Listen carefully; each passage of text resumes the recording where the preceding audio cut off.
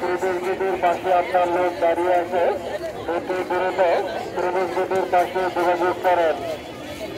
লালপুর পরিদর্শনের সময় শেষ।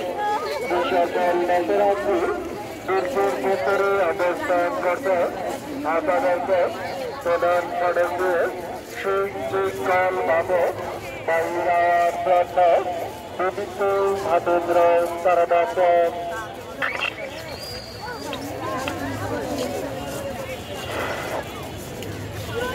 যে সকল দর্শনার্থী দুর্গের ভেতরে অবস্থান করছে আপনাদেরকে প্রধান সড়ক দিয়ে সুশৃঙ্খলভাবে বাইরে হওয়ার জন্য বিভিন্ন ভাবেন্দ্র তারানাথ